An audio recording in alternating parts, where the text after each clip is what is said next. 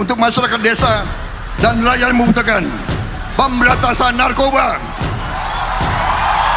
melanjutkan pemerataan ekonomi, penguatan UMKM, pembangunan IKN sebagai pemerataan, reformasi politik, hukum dan birokrasi, menjamin pelestarian lingkungan hidup, pelestarian seni budaya dan peningkatan ekonomi kreatif dan prestasi olahraga. Kita ingin ikut Olimpiade, kita ingin ikut Piala Dunia, saudara-saudara sekalian. Terakhir, yang pertama adalah Dr. Kuskrido Ambardi atau Mas Dodi Ambardi, dosen Departemen Sosiologi Visipol UGM. Mas Dodi ada di mana? Silakan Mas Dodi, waktu untuk Anda bertanya ke Pak Prabowo. Oke, terima kasih. Selamat datang Pak Prabowo di UGM dan semoga sehat selalu. Saya mengikuti dari judul yang Anda sampaikan tadi tentang transformasi bangsa menuju Indonesia Emas tahun 2045. Kemudian saya mengikuti dari poin yang pertama sampai 17 yang ada di slide. Di sana saya melihat bahwa penekanannya itu pada pembangunan ekonomi, kemajuan ekonomi, dan seterusnya. Sehingga kemudian saya menjadi bertanya-tanya, transformasi bangsanya di sana, bangsanya di mana ya? Karena saya merasa selama 2 pemilu terakhir itu bangsa ini agak sedikit terkotak-kotak, kemudian ada polarisasi, sehingga kemudian ketika seandainya tadi segala kesejahteraan itu mau dicapai, pendistribusian antar kelompok itu bisa berproblem. Nah, itu biasanya pengkotak-kotaan itu menimbulkan ketegangan sosial dan kemudian kadang-kadang pecah menjadi konflik.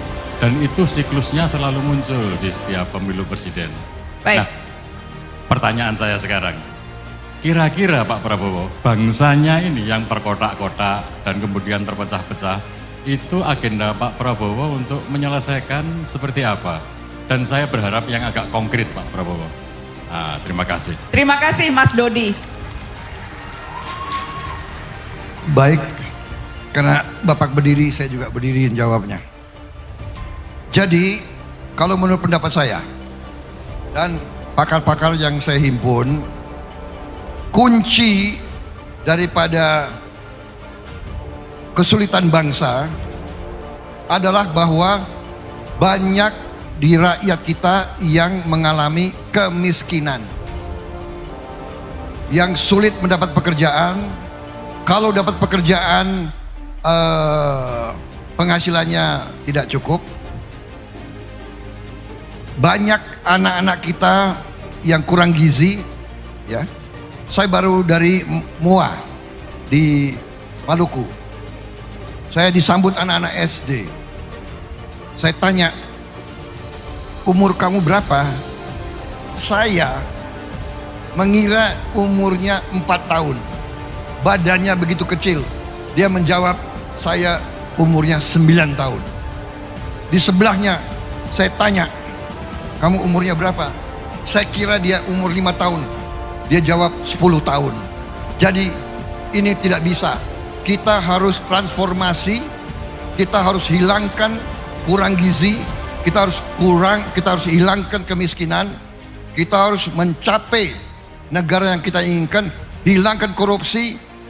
Dengan bagaimana? Dengan perbaikan gaji, perbaikan investasi dan sebagainya. Ini nanti menuju kepada apa yang Bapak cita-citakan. Kita tidak ingin ada permusuhan, kita tidak ingin ada pengkotak-kotaan, tapi kalau orang susah, kalau orang miskin, kalau orang tidak ada harapan, kalau orang tidak ada pekerjaan, dia mudah dikotak-kotakan, dia mudah dibikin panas, dia mudah dibikin saling membenci. Kita hilangkan akar persoalannya. Akar persoalannya kita harus hilangkan kemiskinan dari Republik Indonesia. Itu jawaban saya. Bukan masalah ekonomi atau masalah apa. Ini adalah masalah kebangsaan. Jadi tidak bisa anak-anak kita seperti ini. Dia akan kalah bersaing. Dia tidak bisa jadi apa-apa kalau kita tidak segera intervensi. Ini menurut saya, ini keyakinan saya. Dan saya percaya dengan semua yang kita lakukan, kita intervensi, kita nanti akan menuju masyarakat yang lebih tenang, lebih dewasa. Juga kita harus perbaiki pendidikan kita. Dengan pendidikan, dengan sekolah-sekolah yang bagus, guru-guru yang bagus, kita nanti mendidik generasi muda yang tidak mau dikotak-kotakan. Itu jawaban saya. Terima kasih. Prabowo Subianto berpidato soal gagasan yang dibawanya sebagai bakal calon presiden dari Koalisi Indonesia Maju (KIM). Menurut Prabowo, ada 17 program prioritas yang akan dijalankan bila kelak terpilih sebagai presiden di Pilpres 2024. Salah satunya, program hilirisasi yang saat ini tengah menjadi kebanggaan Presiden Jokowi. Prabowo meyakini, Jokowi tidak ingin calon presiden penerusnya menyetop hal tersebut. Sebab, bangsa Indonesia tidak ingin hasil kekayaan alam tanah air dijual murah ke bangsa lain karena masih berbentuk barang mentah. Kita sekarang di bawah kepemimpinan Presiden Joko Widodo, kita tidak mau komunitas kita sumber alam kita diekspor, dijual murah ke bentuk lain kita tidak mau.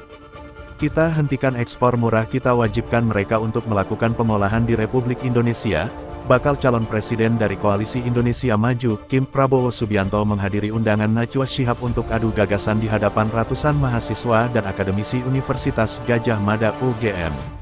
Pada kesempatan kali ini, Prabowo mendapat giliran ketiga, setelah dua kandidat lainnya yaitu Anies Baswedan pada urutan pertama dan Ganjar Pranowo pada giliran kedua. Membuka pemaparannya, Prabowo yang berbicara melontarkan protes kepada Najwa Shihab sebagai empunya acara.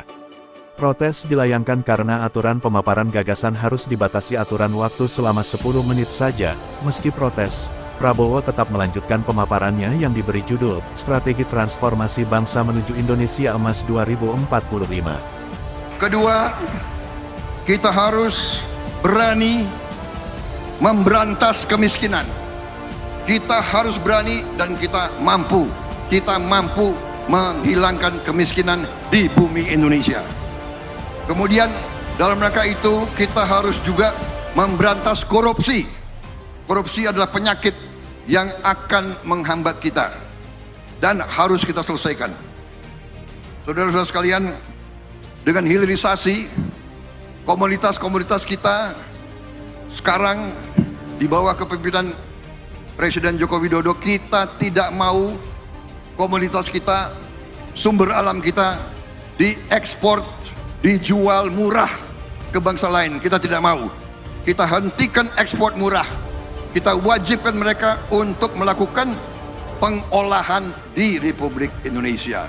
Saudara-saudara sekalian, dan ini membuat banyak negara asing tidak suka. Kita mau diboikot, tapi kita tidak gentar. Kalau tanpa hilirisasi, tidak mungkin kita menjadi negara makmur. Kita mau diboikot, tapi kita tidak gentar. Kalau tanpa hilirisasi, tidak mungkin kita menjadi negara makmur. Sebagai contoh, satu kilang minyak di Jepang, limbahnya diolah oleh 40 perusahaan. 40 perusahaan. Kemudian hasil 40 perusahaan itu digunakan oleh 40.000 pabrik, 40.000 perusahaan. Bayangkan, kalau kita punya pengolahan di Indonesia, nikel, smelter di Indonesia, boksit, semua smelter di Indonesia, semuanya, kita bisa bayangkan berapa ratus ribu pabrik, berapa ratus ribu perusahaan akan dibuat di Indonesia. Ini pekerjaan untuk saudara-saudara sekalian, untuk mahasiswa-mahasiswa, untuk anak-anak kita semua.